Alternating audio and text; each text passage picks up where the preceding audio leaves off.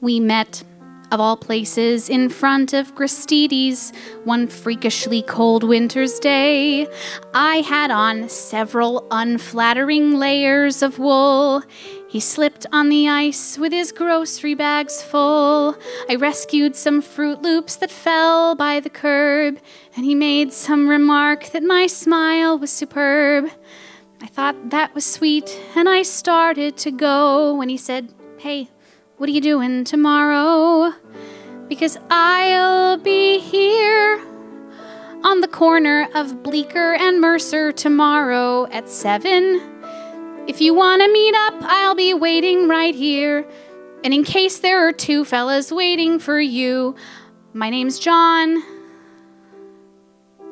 He waved, and then he was gone.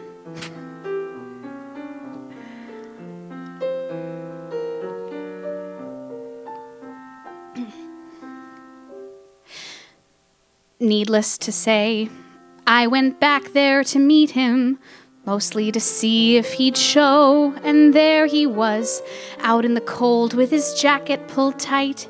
He took me to dinner and kissed me goodnight. The next week we went to this terrible play, and the week after that drank hot chocolate all day.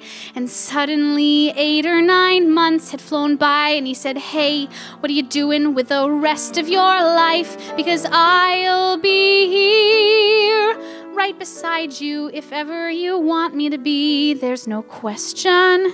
There is nothing I've wanted so much in my life. This may sound immature, but I'm totally sure you're the one." And we had just begun. We got hitched in September, our favorite month, with a rock band that played in this old synagogue. And we got an apartment on West 17th Street and talked about children and getting a dog. Our first anniversary came in a flash, and we promised to take the day off. He had to go into his office that morning, and so I went walking uptown to this bakery I know, when I heard on the street what I thought was a joke, till I heard all the sirens and saw all the smoke. So I'm running back home with this feeling of dread, to a voicemail he left with the last words he said.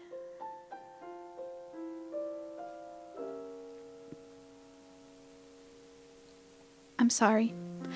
I don't mean to ruin your evening by bringing up all of this stuff. You're probably wondering why I even called you tonight. Well, today something happened that spooked me all right. I discovered those Fruit Loops still there on my shelf, and I cried, and I couldn't get a hold of myself. And the next thing I know, I hear John clear as day saying, 'Hey, you're allowed to move on. It's okay. Because I'll be here, even if you decide to get rid of my favorite sweater. Even if you go out on my birthday this year, instead of sitting at home watching all of life's moments pass by. You don't have to cry, because I'll be here when you start going back to the places we went to together. When you take off my ring and you let yourself smile. When you meet someone handsome and patient and true, and he says that he wants to be married to you, and you call him one night and you meet him downtown, and you finally say to him, "Yes. Yes, Jason. I will marry you. I will give you my heart. It has taken so long, but I'm ready to start."